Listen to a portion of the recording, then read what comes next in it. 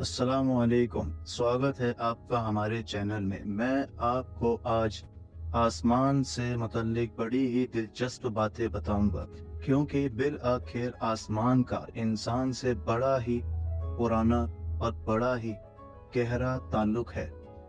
हम सदियों से आसमान की तरफ देखते हुए आए हैं और हमने आसमान में देखने वालों के नाम भी रख दिए हैं कि जिसे आसमान और इसके बादल पसंद हो तो इसे हमने नेफोफाइल का नाम दे दिया। जिसे आसमान की गरज पसंद हो इसे हम सिरोनोफाइल कहने लग गए। जिसे आसमान से आने वाली बारिश पसंद हो इसे हमने ब्लूयोफाइल कहने लग गए। जिसे रात का आसमान और इसके सितारे पसंद हो इसे हम एस्ट्रोफाइल कहने लग गए। और जो आसमान और इसके चांद से मोहब्बत करे तो इसे हमने सिलोनोफाइल का टाइटल दे दिया। What the question is कि ये आसमान आखिर है क्या? अब आपको मजीद बताने से पहले मैं आपको एक बात और बताना चाहता कि मैंने कुछ लोगों से पूछा कि आपके नज़दीक ये आसमान क्या है, इसे कैसे आप एक्सप्लेन करते हैं। किसी ने कहा कि जो ऊपर नीला रंग नजर आता है इसे आसमान कहते हैं। किसी ने कहा कि एक ऊपर जाकर एक बहुत बड़ी सफेद चादर होगी उसे आसमान कहते हैं। कोई कहता है कि बादलों को आसमान कहते हैं। लोगों के बड़े दिलचस्प सवाल के जवाब सुनने को मिलते। तो चलो साइंस के तरीके से देखते हैं कि आसमान क्या है। अब ये नीला रंग तो सिर्फ हमारी फिजा है, और ये नीला इसलिए है क्योंकि जब सूरज की मुश्तमिल 7 रंगों की रोशनी हमारी फिजा में दाखिल होती है तो फिजा में मौजूद गैसेस की वजह से नीला रंग बाकी रंगों से अलहदा होकर सब जगह पर फैल जाता है, क्योंकि नीले रंग की वेवलेंथ सबसे कम होती है और शाम के वक्त ये नीलाहट गायब होकर सुर्खी इसलिए फैल जाती है क्योंकि जब सूरज उफक के करीब तर होता है और सूरज और हमारी आंखों के दरमियान मौजूद फिजा ये 38% ज्यादा गाढ़ी हो जाती है। लेकिन ये फिजा की तह ऊपर कहाँ तक जाती है? साइंस इसका जवाब देती है। इनफैक्ट 6.5 मील ऊपर फिजा की तह मिलेगी। इस ट्रोपोस्फेयर कहते हैं। दुनिया का सारा मौसम इसी फिजा के अंदर पैदा होता है।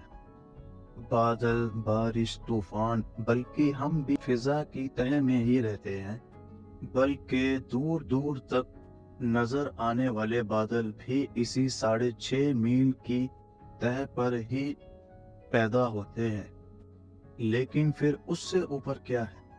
उससे ऊपर आपको 31 यानी 31 माइल थिक एक और लेयर मिलेगी जिसे स्ट्रेटोस्फेयर कहते हैं।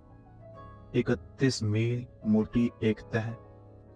यकीनन आपने ओजोन लेयर का नाम भी सुना होगा, जो कि सूरज की खतरनाक शुआओं से जमीन की हिफाजत करती है। दी ओजोन लेयर वो भी इसी तह में पाई जाती है, बल्कि इस तह के निचले हिस्से में बहुत सारी कमर्शियल फ्लाइट भी सफ़र करती हैं और इसके दरमियान वाले हिस्से में कुछ जासूसी जहाज भी सफ़र करते हैं, सम स्पाई जेट। लेकिन फिर इससे ऊपर क्या है? इससे ऊपर 53 माइल्स थिक 53 मील मोटी एक और तह है जिसे नेजोस्फीयर कहते हैं।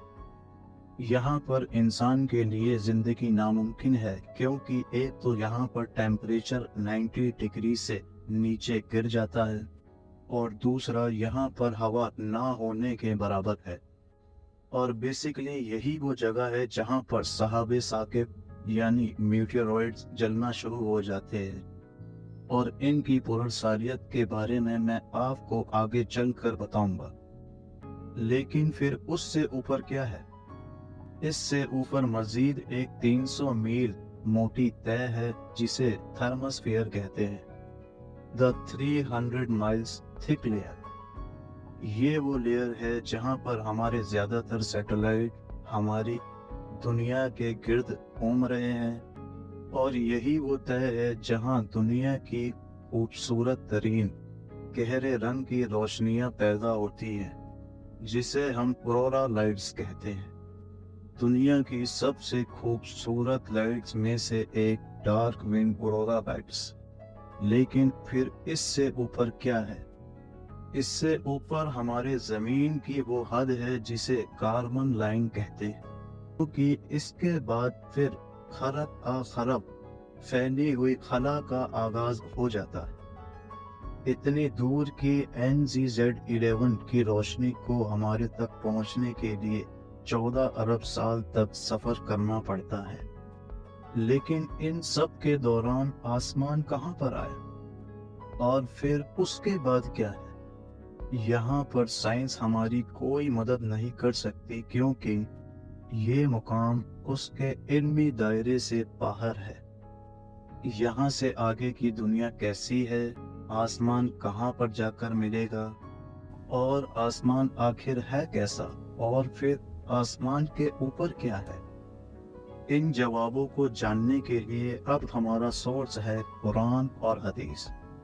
कुरान पाक में आसमान से पानी के उतरने का जिक्र कम से कम 22 टाइम्स मिलता है कि हमने आसमान से पानी उतारा। लेकिन पानी उतारने वाले बादल तो 2 किलोमीटर की ऊंचाई पर होते हैं, इसलिए हमें कुरान पाक में आसमान की मजीद सिफात भी ढूंढनी होंगी। इसलिए कम से कम 3 जगह पर आसमान के महफूज छत होने का जिक्र भी मिला। फिर 2 जगह इस महफूज छत को थामे जाने का जिक्र भी मिला कि ये गिर ना पड़े। फिर यूं लगता है कि आसमान किसी चीज से हमारा प्रोटेक्शन कर रहा है, हमें हिफाजत दे रहा है, और खुद आसमान को भी प्रोटेक्शन मिल रहा है कि कहीं ये गिर ना पड़े। क्या फिर ये आसमान ओजोन या फिर किसी चीज जमीन की हिफाजत करने वाली तोहों में से किसी तह का नाम है? शायद अभी भी क्लूज काफी नहीं है। इसलिए आसमान की मजीद सिफात ढूंढने के लिए हमें इस किताब को मजीद पढ़ना होगा। सूरह तारिक। इसे आसमान की हैरत अंगेज सिफत बताकर इसकी कसम उठाई गई है कि कसम है पलटाने वाले आसमान की। अब जो लोग लिटरेचर और क्लाइमेटोलॉजी यानी फिजा की स्टडी से वाकिफ हैं, वो ये बात जानते हैं कि मौसम तो 4 ही है, यानी कि सर्दी, गर्मी, बहार और खिजा। लेकिन आबो हवा इनफैक्ट 12 किस्म की होती है, जो डायरेक्टली आसमान में मौजूद फिजा से इन्फ्लुएंस होती है, जो आसमान से पलट पलट कर जमीन की तरफ आती है। मसलन बारिश, धुंध, नमी, बर्फबारी, तूफान, हवाएं, इन सब का अपने खास पीरियड में पलट पलट कर जमीन की तरफ आना उस खास एरिया में मौजूद आसमान से डायरेक्टली मुंसलिक है। फिर 3 जगह पर सूरज, चांद, सितारों का इस तरह से जिक्र मिलता है कि वो भी आसमान में ही मौजूद है। मजीद 2 जगह पर मुज़य्यन कर देने वाले सितारों का भी आसमान में होने का जिक्र मिला, और 3 जगह पर आसमान में मौजूद बुरूज का जिक्र मिला कि आसमान में बुर्ज भी मौजूद है।